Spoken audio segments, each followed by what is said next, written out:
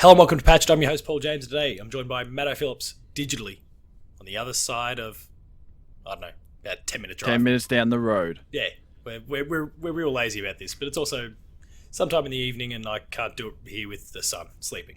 And it's quick and easy. Yeah, and we've got a lot to talk about. We're talking about PAX Australia 2019 and all the shenanigans we got up to.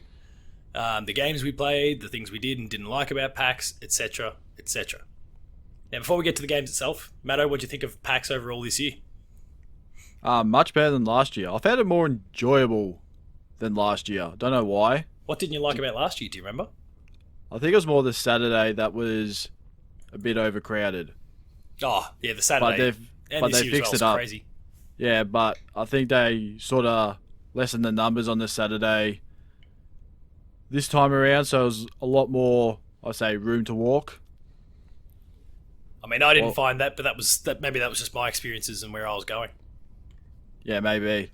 But yeah, I found it for some reason more enjoyable. It might have been because there were more games, more anticipated games. Oh, like big names? Yeah, like, you got your Avengers, Final Fantasy, Iron Man VR, that's all PlayStation. Then Yeah. I don't know what else. What did Xbox have? Well, their probably big one was either Bleeding Edge or Minecraft. Like Minecraft Dungeons. Oh, yeah. So then there was Nintendo's Luigi Mansion 3.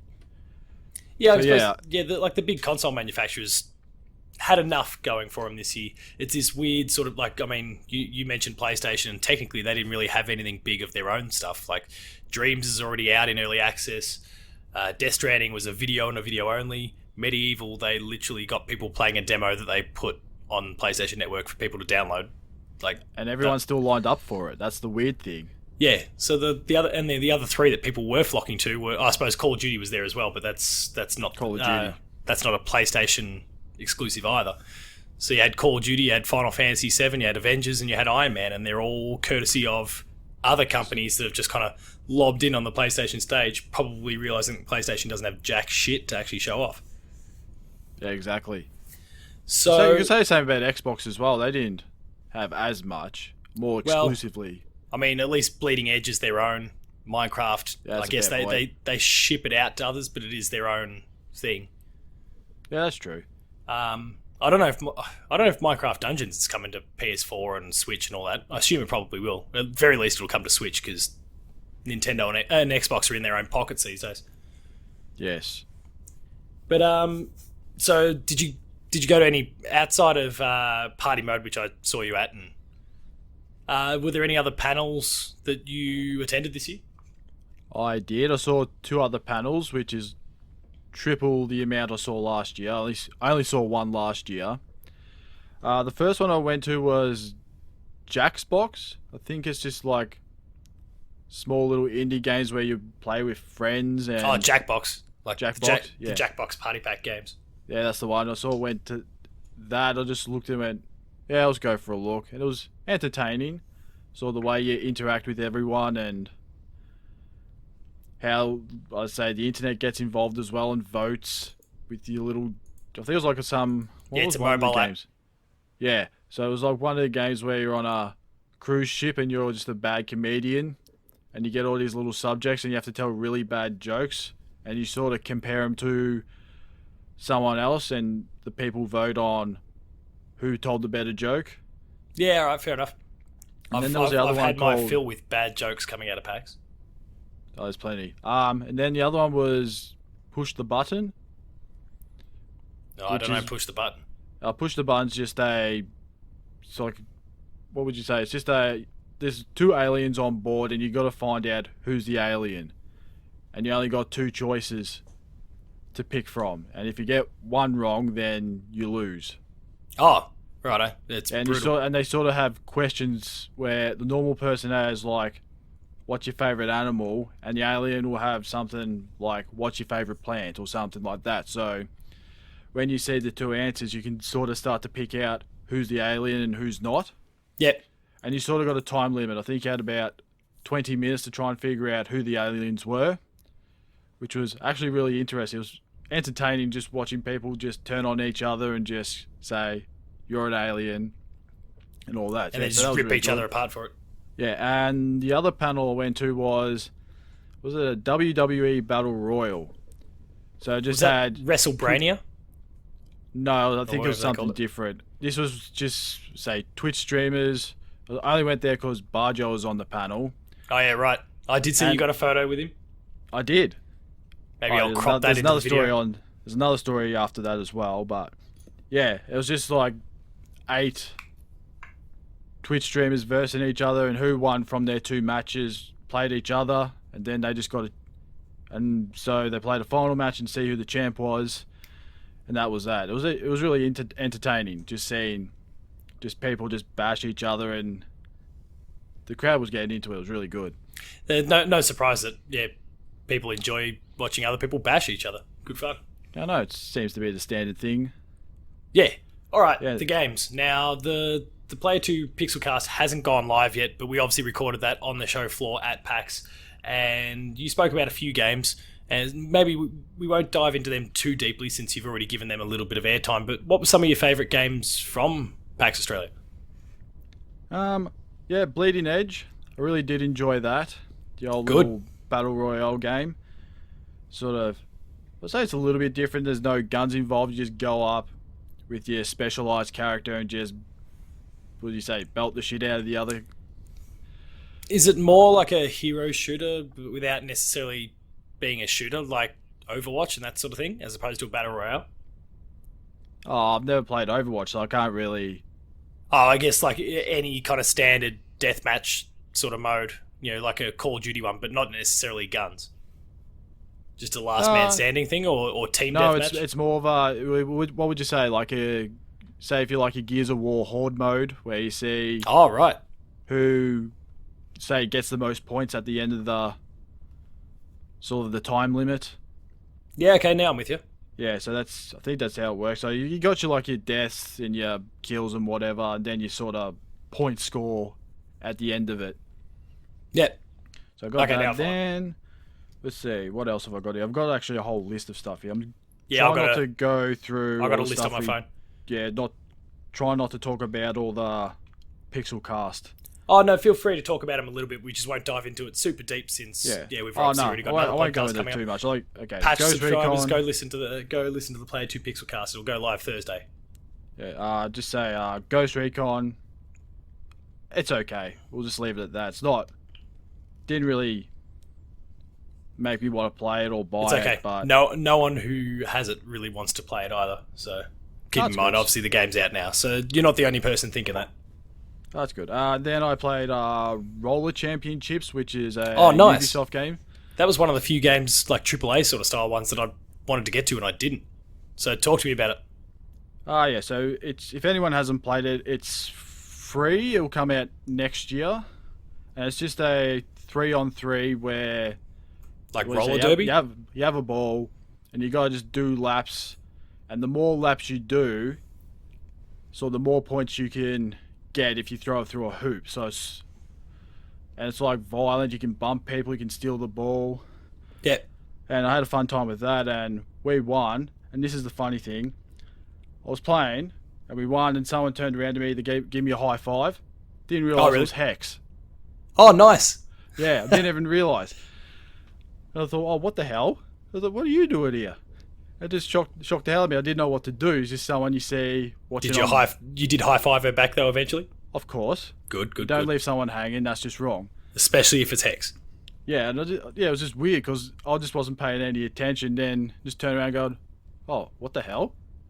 Like you just didn't, like while you were playing, you just didn't even look left or right to see who was there. Right. I was ready to win, and we did win. We won. We got a point. And that was it. The game was over. Yeah. So. Yeah, I got a signature, which was nice, cool. And then same with Barjo, got his signature too. If I found Goose, I would have got the trifecta. Oh, you got pretty close. I mean, you got your photo with Barjo. Like I said, already cropped it in. Maybe I'll do it again. High-fived Hex, and Barjo touched my arm. So I've still got. I can one up you on the whole Barjo thing. You got thing. one up. Of course you do. But what else? Let's see what else we got. Yeah. Then I went to the THQ booth. I won't go too much into Darksiders, but Oh, the Coke Media one, yeah. yeah. But also played, was it Monkey King Hero is Back? Yep. And Out very soon.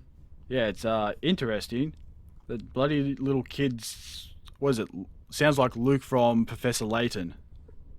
I actually have to confess I haven't played any of the Professor Laytons. Oh, right, okay. That's all right. But all the DS kind of puzzlers, right? Yeah, they're the ones. Yeah, that was interesting. Sort of didn't really get me too much. I don't know if it's a kid's game or not. It's just, I don't know, sort of like your standard THQ games of just go around punching enemies. It's like a little level-based type of game. Well, I know Matt Hewson is planning on reviewing it for the website, and he plans on playing it with his kids. So maybe they are trying to shoot for that kind of slightly younger group. Yeah, well, there you go. Didn't go around to playing SpongeBob because that seemed like a kind of big line for old SpongeBob. For a remake of a PS2 game. Yeah, all the remakes seem to have a massive line this year. It was just weird. SpongeBob. Oh, I guess Final Fantasy 7, but Final Fantasy's a little different. But I follow what you mean. Yeah, Medieval, which I've never played. The Medieval one's crazy. Yeah, I think and the demo's not even all that good. And I think all the people missed out on their free hat, as you showed in Player 2 Plays. Tough times. And I reckon my favourite, I'll say AAA game because I've got a couple of indies as well. I've said it before, the Claw Machine at the Xbox. Game of the show. Game of the show. I actually won something out of that too. What'd you get? All three Metro games. Oh, really? Including Exodus, the latest one? Yeah. Holy shit, that's awesome. Yeah, which would have been good if I didn't have Games Pass, but it's the thought that counts. Yeah, you did it right there. Yeah, I think I just got lucky. It's just the way I picked it up. I mean, that's usually how the claw machine works. Yeah, it does. And yeah, I didn't what about play some as of those many indies though? Yeah, I didn't play as many indies this time around because it was pretty busy around there. I found this year compared to last year. But what did you play that you liked? Because I actually have to say that like the indies this year, there's some really high highs, but then there's others that just there was plenty that just did not speak to me at all this year. Yeah, there was a couple there that didn't really get me. I think Operation Armstrong was one of them. Yep. Which is sort of a VR / what do you say, mobile, where what's the best way to describe it? So you got one guy with the VR set, and then you got like 3 or 4 on their mobiles, and they've got certain tasks to do, like open doors or tell you what, like say, got to cut the green wire or take orange or yellow tubes out, and you got to try and avoid the robots. Yeah. And yeah, it didn't overly excite me too much, but yeah, it wasn't too bad. It wasn't the worst thing. What's that one? Escape Architect. I didn't play that one. I just picked up the card. Yeah, right. So I won't worry about that one. A game called Bullshit. Yeah, I did see that one floating around. Didn't get a chance to try it out, but I did see it. It's just pretty much if you've ever played the card game Bullshit, it's like that, but it's sort of got, what do you say, extra cards, like power, like your little, like, what do you say, power cards. Yeah. So you got like a nuke card, so if there's a massive pile of cards, you can just use the nuke card and it just gets rid of all the cards on the deck. So if you call bullshit on something and it's wrong, you won't be getting those cards. And that was a fun little app game. I don't know if it was actually a really cool what do you say, business card. It's just a card with the word bullshit on it. Oh, really? So that's really nice. Yeah. The other one I played was Tech Hunter. I don't know that one. It's what would you say? It's a sort of a space game where you're trying to find, say, civilization on other planets. So you're trying to find tech. So it's like what do you say? What Mass Effect Andromeda could have done, but didn't. Oh, right. Yeah. So it's not too bad. It's actually, you just fly around your little ship. You find, you like scan areas, trying to find a key to open a door. Yeah, it was really good. It's like people are working on it part-time, so they're hopefully hoping it comes out soon. So that was a really interesting game. And there was another one I played. I can't remember the name of it because I didn't have a card. It was sort of it's just like a 4-player game where you got like a arena and you shoot little sections out of the floors to try and get rid of your opponent. Metalheads? I don't know. It may have been Metalheads. I got a little toy for it, so it might have been Metalheads. I watched it getting played. I didn't get a chance to try it myself. It actually looked pretty cool, but yeah, that sounds a bit like Metalheads. What's the other one I got? Quantum Suicide was another one I saw or played. It wasn't really my type of game, but I kind of got the idea of it. If you've ever watched 2001: A Space Odyssey, it's sort of the same thing, where you're on a spaceship and the AI turns on you and tries to get you killed. That's pretty much how it works. Oh, right. Okay. Yeah. And yeah, that was it. Fair enough. Yeah. I mean, there's some pretty cool stuff there. There's certainly some indies that you played that I didn't, and from the sounds of it, there's some indies that I played that you didn't. So, as far as the indies are concerned, because yeah, you can check out the Pixel Cast for me to kind of talk in depth about Final Fantasy VII and Hollow Knight and Luigi's Mansion 3, Darksiders Genesis. I will talk a little bit more about the Avengers shortly, but Camping Out, which used to be going by the name of Scout's Honor previously. Those guys are doing some awesome stuff. Do you know much about that one? No, I don't. It's kind of, Overcooked. Oh yeah, I do know Overcooked. Because we did like a patched plays of that at one point. Basically Overcooked, but you're like setting up a campsite. Okay. Pretty cool personality about the game. I really enjoy it, and I mean those guys have been a fantastic support of us, Dev Diary, Player 2 in general. And thankfully they're putting on a pretty awesome game themselves, so it makes it pretty easy to support them. So go and look up Camping Out, you listeners, if you don't already know it. I mentioned Metalheads already. I'm looking at a little list off camera here. Spewjitsu comes from the team at Kaiju Stomp, which has an old friend of mine actually from primary school working on it. But it's this weird sort of game where you're either a little bottle of soy sauce, tomato sauce, mustard, and I can't remember what the other one was. It's a little 4-player kind of arena thing there, where you eat each one of those bottles, and you just got simple little. In some ways, it could almost work as a mobile game because it's almost like you just hold down A or whatever the button was. I can't remember what controller I was using now, but hold down the button. You charge up and release, and you just kind of direct yourself to go crashing into the other condiment bottle. And if you smash through them, that knocks them out for the round. It's this really quick round-based sort of combat thing that. Is it similar to, was it Fork Knight? Yeah, because Fork Knight I think is trying to lean into like Smash Brothers, whereas this is kind of a top-down thing, and you can kind of see everyone moving around on that space, and then you're just trying to get your angle right and go crashing through them. Fork Knight, yeah, obviously we played on the party mode panel, which was and the game was kind of cool. Yeah, it looked cool. I'll just pick a few other random ones out. Fall Guys, which comes from Devolver. It's the only game Devolver had there. But it's kind of a round-based Mario Party kind of inspired thing. About 20, 30 different mini games, and you compete up against up to 100 people. It's kind of, I guess, technically a battle royale. The demo that I was playing only had 8 people plus NPCs, CPUs doing it. But round by round, people are just gradually getting knocked out until eventually there's one person left over. I won in front of the head of Devolver, which I was pretty stoked about. Did you get a badge? Yeah, I got a badge for the game. Oh, really? Yeah. That seemed to be a thing this year. It was just you win, you get badges. A badge. I mean, badges are a big PAX thing for whatever reason. It's not really my thing, but whatever. I went and chased down the one for Hollow Knight Silksong, that's for sure. Because I never paid attention to it last year. And I just see it everywhere. Just badges everywhere, pins everywhere.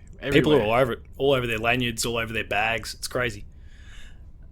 And like I said, there's obviously Hollow Knight, Luigi's Mansion, Darksiders, Final Fantasy VII. The one I'll double down on in terms of the AAA stuff is Avengers, just because I had that privileged kind of opportunity to go behind closed doors and try and play as Kamala Khan, or Miss Marvel, who's been recently introduced. She plays pretty well. And then on the show floor, and this was after then recording the Pixel Cast, I then got down and played the main demo that everyone else was playing first thing on Sunday morning. So getting to play as Captain America and Hulk and Thor and Iron Man and Black Widow. Was it different compared to what you played behind closed doors? Besides the character? Because Kamala, like that demo was just this self-enclosed little box, and I just had to take on 15 waves of enemies. Like it was clearly just demonstrated to show how she played compared to the others. Whereas the other one, like the main demo that everyone's kind of seen from E3, that is like a demo, basically. I think it was interesting to see people that played it really enjoyed it. Yeah. Where compared to the video where it just looks not that exciting. I know we talked about it on the Pixel Cast saying it was bad. Was it PR? Yeah, they just didn't present it very well. Yeah. Was it the tutorials or something they were saying? Or someone was saying, I can't remember who. Yeah, that demo is the tutorial to the game, basically. Well, like the introduction as well. So, wow. That's actually fine by me. Like, I'm okay with the beginning, and that's what the Final Fantasy VII demo was as well. But I don't know, that's the weird nature of the beast and how this stuff kind of works. What else?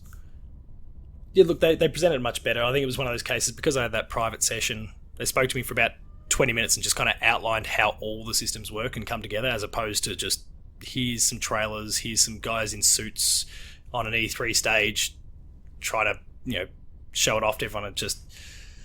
they were really able to dive into it in detail and kind of explain how everything worked, and it made a lot more sense.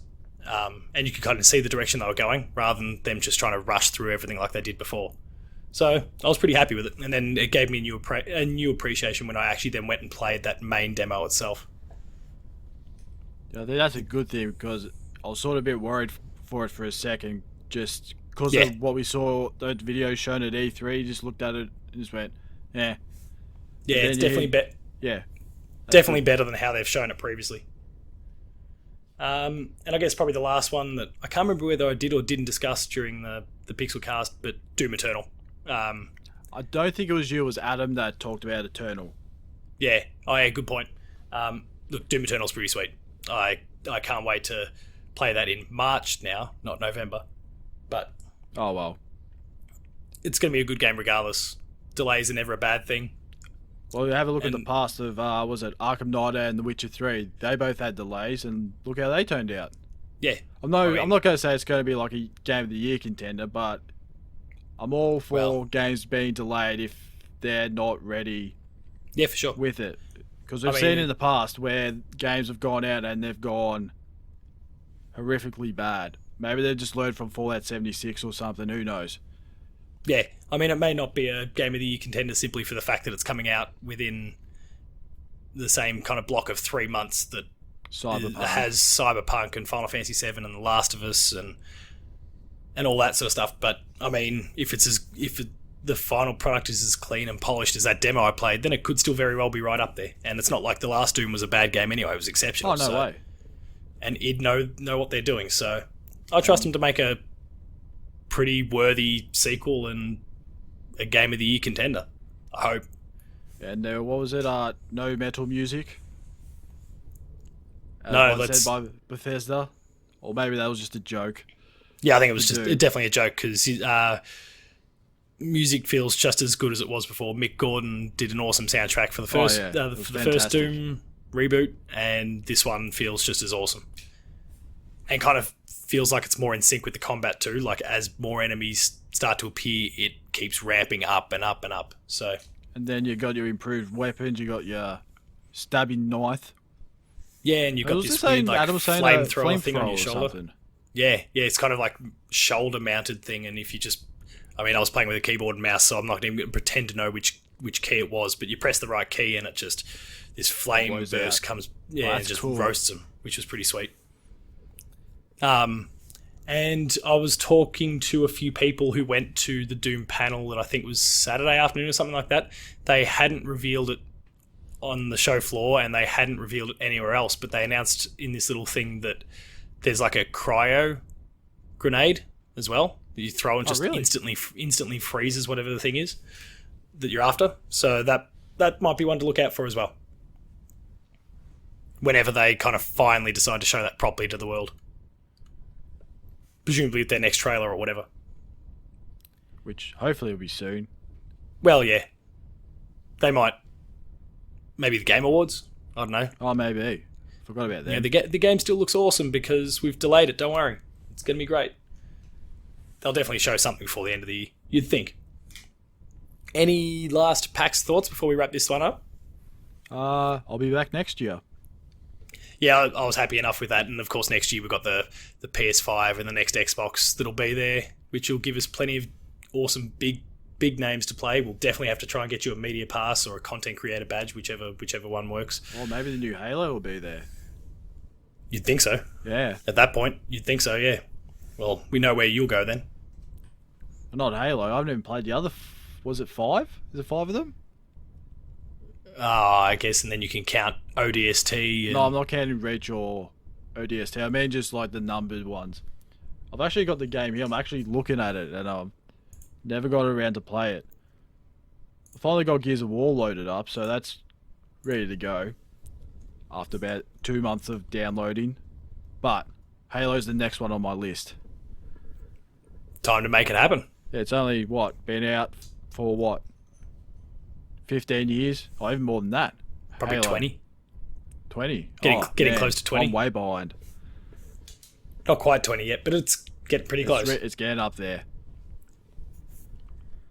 All right, well, I think that wraps up our PAX Aus 2019 coverage. As always, it's good to kind of just get to catch up with a whole bunch of people from Player 2 and other outlets as well, and have drinks with them at Co-op on the Friday night and whatever else, bumping into them around the show floor, whatever else comes up afterwards. So it's one of the best parts of PAX, I think, every single year is the social aspect. Just seeing people you're seeing on TV just right in front of you. Well, yeah, playing Bleeding Edge with Hex and not knowing. Yeah, and then you're having an awesome high-five moment. It's pretty sweet. That concludes this week's episode of Patched. If you enjoyed it, please be sure to like, share, and subscribe to the channel. Normally, we're in full video. Next week is episode 100, I guess, technically. I don't know, there was that phase at the beginning where it was like episode 1, part 1, 2, 3, 4. We're not doing that anymore, and this next special. one... So, this is a special, and naming convention's fixed, so we're going to call it episode 100, even though it's probably like episode 160 or something like that. You can't have 100 when you're missing one of the panelists. Yeah, exactly. It just seems unfair. It is unfair. Damo will be back next week, hopefully. So, like, share, and subscribe. Hit the notification bell. That way you're alerted to every new video when it goes live. On podcast services, chuck us a 5-star review. Help us get up the charts. But there's a whole bunch of other podcasts as well. Dev Diary. There's the Player 2 Pixelcast, where you can hear us talk a little bit more about the likes of Final Fantasy. And what were some of the other ones that you discussed again? Claw Machine, Ghost Recon. I didn't say Zelda. We won't worry about that. And Darksiders. Oh, good. And the downside to it was Cyberpunk and Watch Dogs. Oh, watchable. I don't want to watch stuff. I want to play stuff, damn it. Don't want you Death Stranding was the same, and yet the game's out in like 2 weeks. Is it? 3 weeks. 3 weeks. They couldn't have the gameplay of it. Yeah, you just had to watch it. It was a Tokyo Game Show demo. Come on, Kojima. Visit the website, player2.net.au, where there's a whole bunch of previews and features and whatnot all around PAX Aus, as well as the usual reviews and news and all the other stuff. All the video stuff. All links to all the videos as well, if that's your preferred mode of accessing them. We're on Patreon, patreon.com/player2au. Kick in a few bucks. At the lower tiers, you'll get early access to episodes. The higher tiers, you get monthly episode exclusives. And then there's Twitter. Matto, where are you? Matto_Phil. For me, it's Paul James Games. We'll give Damo a shout out anyway, even though he's not with us, at Tacos Talks. And the website is player2au. That's been PAX Aus. I hope you've enjoyed it. We hope you've enjoyed it. And next week, episode 100, God knows what we're going to do. I'm sure it'll be at least okay. Party hats. All right, party hats. It is Party hats done. and streamers. And we'll use a few party poppers and just kind of blow up the audio balancing, and it'll all go well from there. But Yes. until then, we'll see you later.